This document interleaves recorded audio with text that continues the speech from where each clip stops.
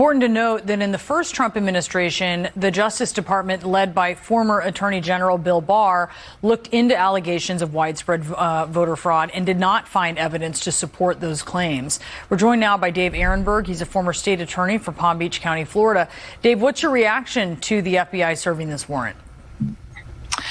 Good to be with you, Brianna. Well, I would think it's a Kash Patel attempt to continue to be in the good graces of President Trump, because President Trump has been obsessed with this, even though 60 plus courts have ruled against him already on this, and there's absolutely no evidence of widespread fraud. But before we go down that road, we have to realize that if this seizure took place, if this raid took place, it means that a federal judge or magistrate had to sign off on a warrant that there was probable cause of a crime and that evidence of that crime would be at that location.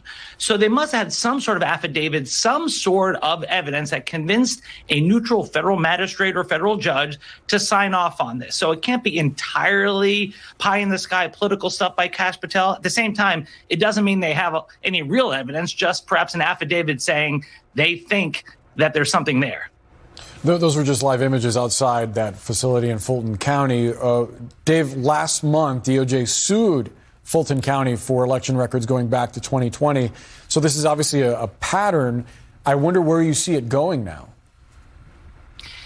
Oh, I see it going the same way that True the Vote and Kash Patel and a lot of these conspiracy theorists will end up, which is in a court rejecting these claims. Remember, when True the Vote and Dinesh D'Souza came up with 2,000 mules and these ideas of ballot harvesting and election fraud, when they stood up in court, they stood down. They fell apart. They did not last the test in court, because it's one thing that you can say anything you want in a court of public opinion, but in front of a judge, you've got to have real evidence. And they never seem to have real evidence. It's all allegations. It's all stuff that's fit for right-wing podcasts, not for courts. So I think this thing will fall flat, but they're getting what they want now. They get to feed the right-wing media base to say that, look, we've got a raid. There must be something there. In the end, when the cameras are turned off, I think that this story will go away. Just a quick point of fact to point out. You mentioned Dinesh D'Souza and 2,000 Mules and this campaign to sort of point the finger at fraud in the 2020 election, a film which Dinesh D'Souza has since had to apologize for and make clear that it's been widely discredited. Yeah, very good point. And sorry, Dave, you were going to say something?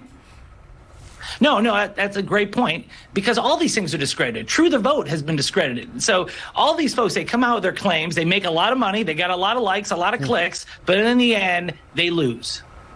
Yeah, it's hard to stand up in court when they're tested, right? And they fall apart.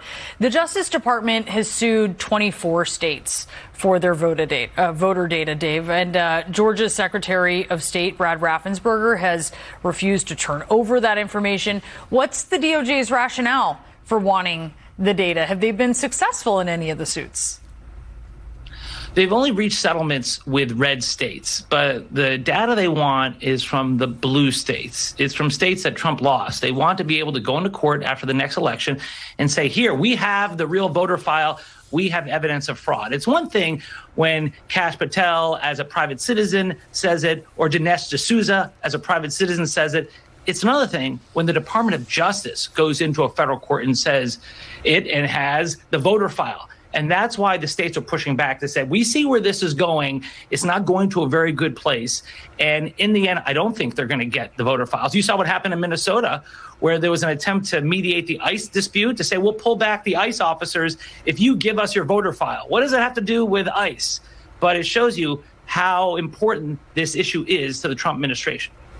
Not just looking backward, but also potentially looking forward as well, as we think about the midterms in 2026 and the presidential election of 2028, no?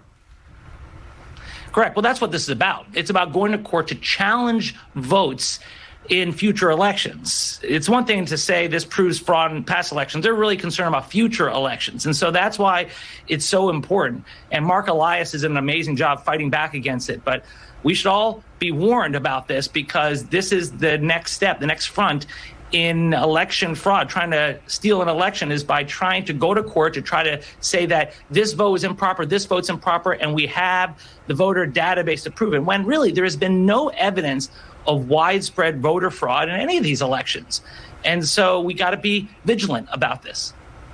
In December 2020, during Trump's first term, Bill Barr, the attorney general, as we said, he said the DOJ hadn't found evidence to support allegations of widespread fraud that could have changed the result of the presidential election.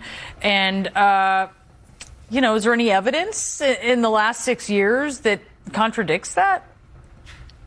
No. And Bill Barr was repudiated by Trump. And now this time, Trump has appointed loyalists who will not speak out against him when there are allegations of voter fraud. I mean, remember, the person who Trump appointed to be the head of cybersecurity to protect our elections came out and said, this is the fairest election, the most honest election we've had in history.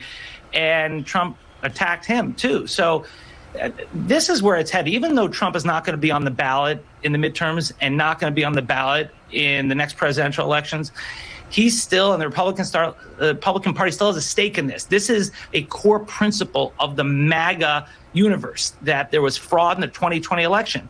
And if that gets disproven, then their whole reason for being is over, right? This is a core principle that motivates them now and into the future. Yeah, Chris Krebs, Bill Barr, Brad Raffensperger, they all faced the wrath when they didn't get in line. We saw that. Dave Ehrenberg, thank you so much.